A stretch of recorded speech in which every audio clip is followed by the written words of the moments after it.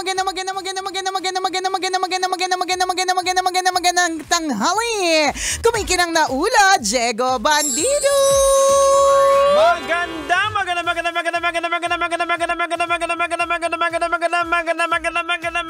Magandang tanghali. Kumikinang ina. Nicolia.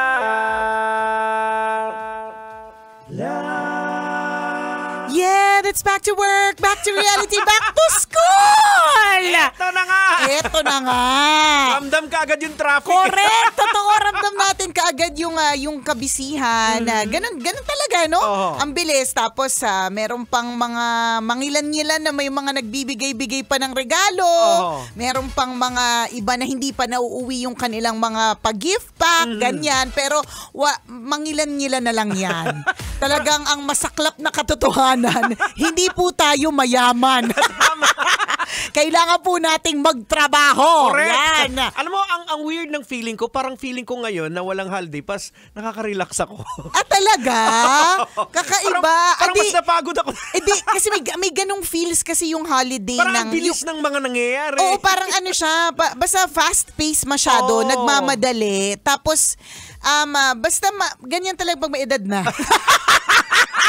Ramdam mo na ang holidays ay mabigat na. Ramdam mo magastos siya. Correct. Ramdam mo lahat na mabigat, ganyan. Mga senyalis talaga yan of aging. Yung bangon mo o napuwet na. Correct. Kasi masakit. Totoo. Diba? So madami, may ganyan na. I'm sure marami ang nakaka-relate sa ngayong hindi na holiday, mas nakakahinga. Kasi parang mas kalma. Correct. Di ba totoo naman yun eh? Kaya nga hindi ka naghahabol eh. Hindi, walang ganun. Kaya nga pag may nagtatanong sa akin ng availability, sabi ko, kalmadong kalmado. Go! Sige lang, saan ba yan? Saan ang punta? And speaking of punta, mamayang hapon nandyan kami ni Diego Bandido sa PITX. Yes, alas 4 ng hapon hanggang alas 6 po kami. Correct ka. Kami po ay merong palibreng blood pressure check-up. Yan.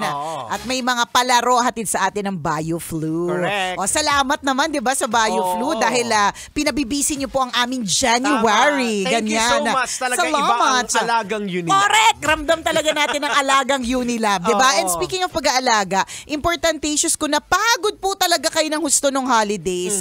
Alagaan na ang sarili. Yan. So, may ganyan tayong feeling na kapag ka nagsastart ng taon, merong mga requirements sa sarili na magpapa-check up, na huwag nang ipagpa-sunod na buwan. Ay, tsaka ang gawin dami na agad may yan. aso ngayon kahit sa bahay. Ay, totoo. Ang daming kumakahol sa amin. Correct. Aso na nga lahat, promise.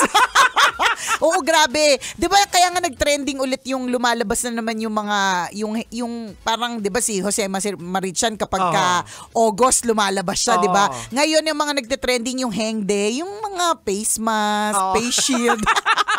Kasi ang daming may flu. Correct.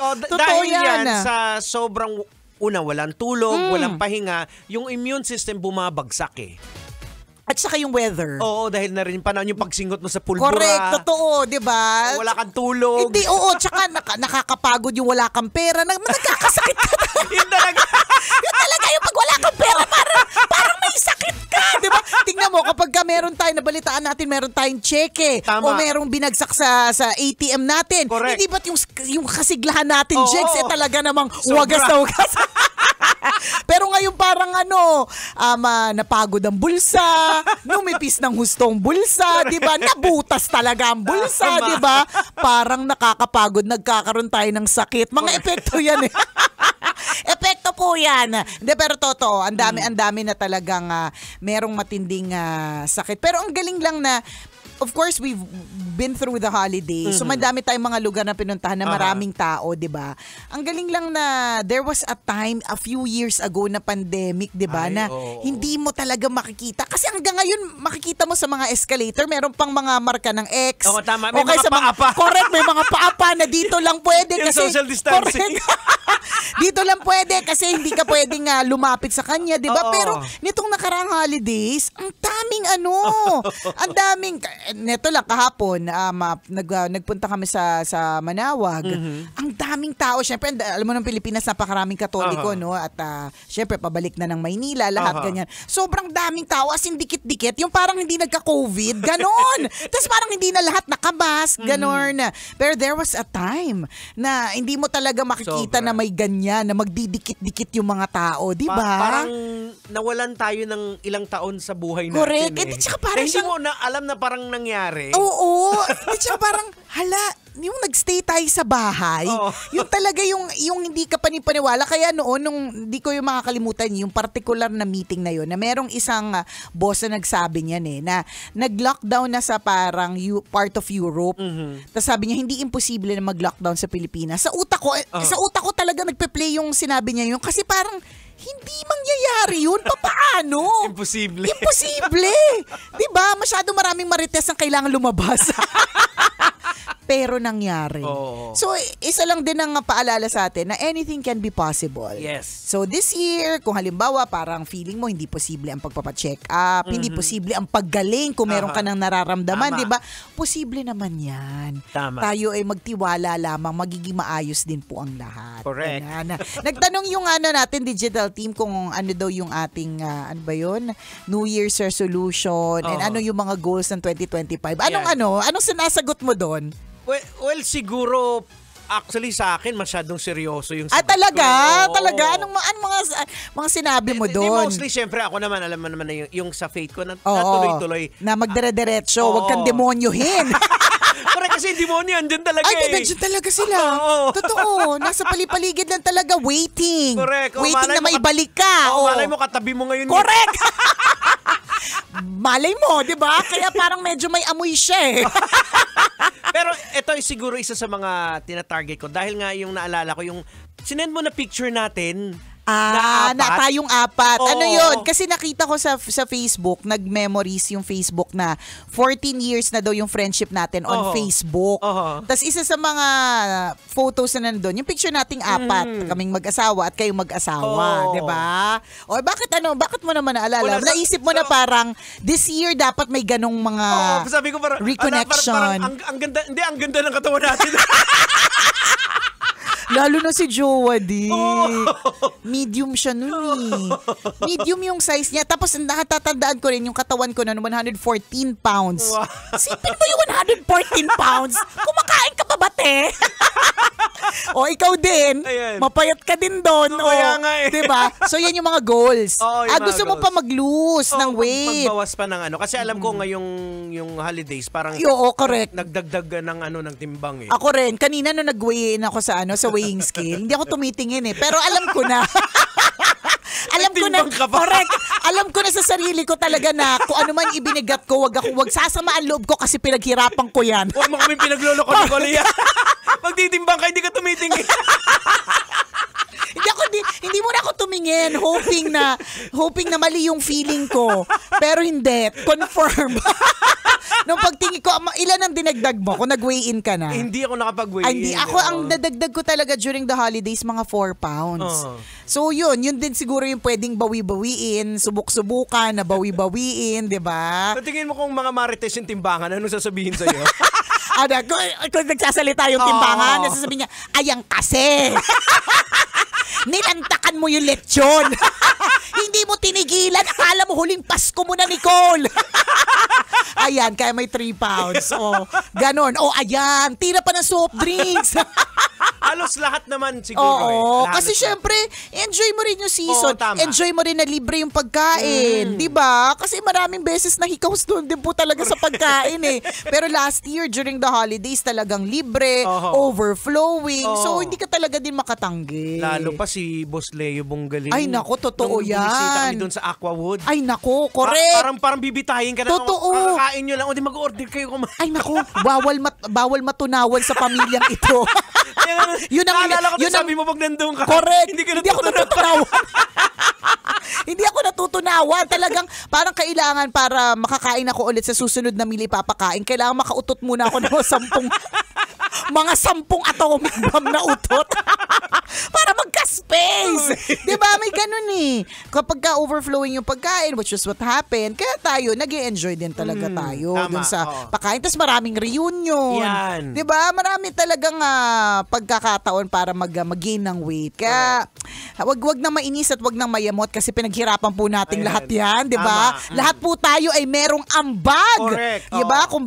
Kung bakit tayo nagsibigatan. Ang importante din yung memories na nagawa ninyo. Yes, yun Hindi naman mapapalitan yun. yun eh. Correct, totoo ka dyan, di ba? Good luck po dun sa mga ang goal na ngayon 2025, mag-lose ng weight. Kaya naman! Kaya yan. Posible naman, kasi talaga siya kapag ka determinado ka. Ayan. Kapag ka ginawan mo talaga ng paraan. Good luck. Ako nang tinanong ako ng digital team ko ano yung plano ko, hindi ako nagplano. Sabi ko na lang, bahala na lang si Lord. Actually, ganun. Ayoko na lang din ng masyadong madaming plano. Tama. Isa din sa mga nasabi ko ata yun, hindi ako nagpaplano kasi ang iisipin, actually, biblical din naman na hindi mo talaga plano kasi hayaan mo mag-worry on tomorrow para sa kanya. Correct, di ba? So, ang isipin mo yung ngayon eh. Today, yun na lang muna. Anong mga kailangan gawin today? At least yung 24 hours of today, yun na lang din talaga. Paano pag hindi ka umabot doon sa... Kaya nga eh. Diba? Plano ka pa. So, plano ka pa. Yun din naisip ko kasi like last year, sobrang daming plot twist na hindi ko in-expect. Na, okay, nagplano ko, tapos... masyadong malayo yung iniisip mo eh. Oo eh. Unexpected yung nangyari sa harap mo. Oo, unexpected. Kunyari, yung last year, di ba? Last year, 20th anniversary ng Tambalan. Ang plano ko noon, parang ano na ang gagawin sa 30th anniversary. Di ba? Andun na ako eh. Not knowing na after mag-celebrate ng 20th anniversary, 3 days later, boom! Boom! May paghihiwalay na naganap! Bulaga, di ba? So, kaya nga nung tinanong ako at patuloy pa rin akong tinatanong hanggang ngayon kasi yun naman usual yung mga topic kapag ka nag-umpisa ang taon eh. Ano ang mga plano, ano ang mga goals, ganyan. Meron naman, pero hindi na yung parang ma-stress na ako ng bonggang-bongga kasi posible naman ding mabago ang lahat ng yan eh. Di napagod pa ako. Pwedeng maintain lang, di ba? Pwede. Tapos yung mga shortcomings mo for the last year hindi nagawa, try mo ulit for 2025. Correct. Tsaka tanggapin mo lang na minsan yung mga nangyari sa buhay natin, meron po tayong ambag dito. Like kaninang madaling araw, meron nag-message sa akin. Anonymous ko na lang kasi, at saka hindi nyo naman din siya kilala, di ba? But anyways, listener natin na nagtatanong siya kung ano daw ba dapat niyang gawin kasi paulit-ulit siyang niloloko ng kanyang karelasyon pero paulit-ulit naman niyang pinatatawad. Tapos neto lang recently, niloko na naman daw siya. Tapos pinatawad niya na naman. Tapos ngayon namumblema siya. So sabi ko talaga sa kanya, i-let go mo na yan, friend. Di ba? Gusto ko talagang kutusan. Gusto ko nga siyang balatan ng anet. Yun yung sinasabi ni si Einstein ba yun? Ano sabi ni Einstein? Na basta pag the same thing yung ginagawa mo at paulit-ulit. Tapos nag-expect ka ng different result. That's tanga ka, correct. Kabuangan niya. Sorry, hindi ko na PM na medyo tanga ka dyan sa part na yun. Nasabi ko today. So dun sa nag-PM sa akin, pag kayo pa rin ha, tanga ka na talaga, sorry na. Oo, kasi ine-expect mo na hindi na yan manloloko ulit. Pwede naman, posible, pero kung nakailang beses. Pattern kasi paulit-ulit. Tas pattern na siya. Ikaw din, may ambag ka dun eh. Kasi tinotolerate mo. Tama. Dapat hindi mo rin tinotolerate. Ayan. So yun. Parang na-connect lang to sa message namin, sa church namin. Parang tinanong kami na yung mensahe, ano ba yung naging failures and frustrations mo for the last year? Okay. Parang gano'n. Parang ang hirap naman. Ang dami masyado. Okay, tapos... Parang mga shortcomings natin. Na ano yung mga pagkukulang? For nagkulang ka sa ganitong aspeto. So, dapat 2025, yun yung punan mo. Yan. Ganon diba? dapat ang pag-ano ng New Year's resolution. Correct, ganyan. At saka, hindi lang yung nasa isip po ginagawa po siya. Tama. Nag-iisip ka na hindi mo na ito tolerate yung mga masasamang ginagawa sa'yo. Pero nasa isip mo lang. Correct. Ano nangyari? Pinatawad mo na naman, di ba? Hindi mo naman din masisi. Mahal Kaya lang, minsan, we're so afraid of being alone. Yung parang feeling natin kapag wala tayong karelasyon, parang wala taying saysay. pero kung toxic, okay Correct. lang sa'yo. Isipin mo ganito, nasa loob ka ng isang kwarto na araw-araw kang inuututan. Ganon. Tapos okay lang sa'yo kasi iniisip mo na isang araw mawawala din yung yung amoy, di ba? Oo. Mawawala saglit pero uutot din siya ulit. Ang toxic kasi, ini-extract yan. Di ba pag sa mga pelikula, pag kinagat ng ahas, anong ginagawa Oh, agad? di ba? Anong ginagawa? Sisip-sipin. Sisip-sipin. Tatanggalin. Tapos yung sisip-sip niya yung mamamatay.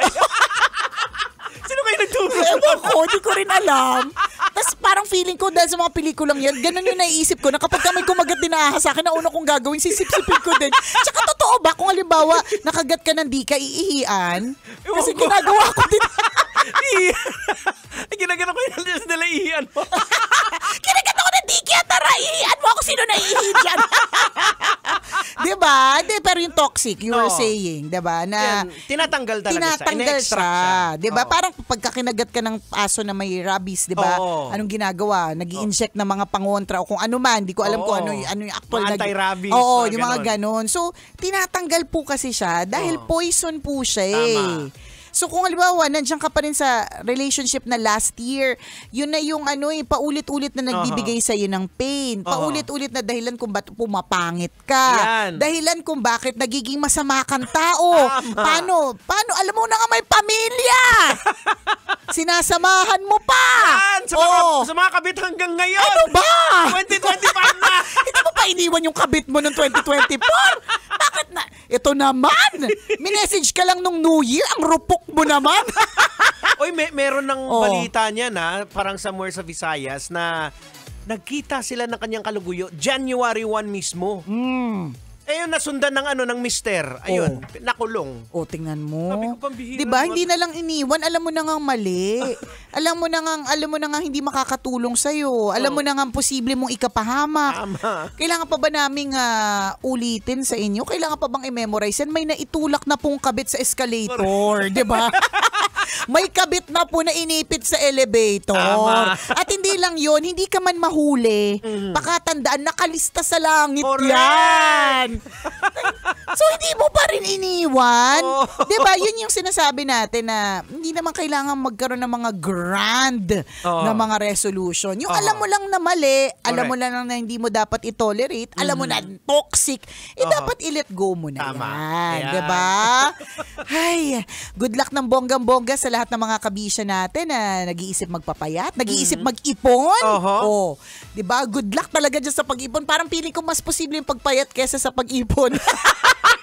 Laging kulang kasi. Diba? Pero sasabihin din naman ng iba, madali lang mag-ipon pero mahirap magpapayat din naman. Oo nga, sa bagay. Oo. Wala namang madali. Oo. Yung parehas na yan. Yung Oo. pag-ipon at pagpapayat Oo. ay parehas pong hindi yan Ayan. madali. So dapat talaga siya, it's a matter of will. Correct. Disiplina talaga. Yung gugustuhin mo talaga. Yung hindi kapag ka nakakita ka ng sale, magmamadali kang bumili. Oo. Yan. Tapos Kasi di mo naman kailangan. hindi mo naman siya kailangan, di ba? O May di- mga in-order ka pa nga online, di Correct. na meron ka pa. Ay, nang ka eh. Nananahimik ako dito. Nag-lecture ako, huwag ka magulo. Meron. Sa tumakmak pa po yung mga in-order nun. Naalala ko tuloy yung anak ko eh, sabi niya. Kasi nakikita niya, meron akong isang online app na alam niyang ilaro-laruin. Kasi pag may gusto siyang orderin, ginagamit niya yung account ko. Tapos, splinok ba naman sa tatay niya? Dad, you know what? Dun sa cart ni Mommy, ganito yung amount, sabi. Tapos sabi ko talaga, hoy, nandun lang yung amount. Sabi ko, inano ko ba? Pinurso ko. Nandun lang siya. Nasa cart lang siya. Hindi ko pa siya binibili, pero splinok talaga. Hoy, yan din ha. Kung halimbawa, last year, ang dami mo mga items na binili na hindi mo naman pala kailangan, di ba? This year, medyo maging wise ka na para makaipon na din, ha? Oras natin! 12:39. Ako po kumikinang na ulo, Diego Bandido. At akong kumikinang ina mo, Nicole Yala. Kailangan pa bang i-memorize yan? Basic! Kailangan pa bang i-memorize yan? Love Radio. Basic!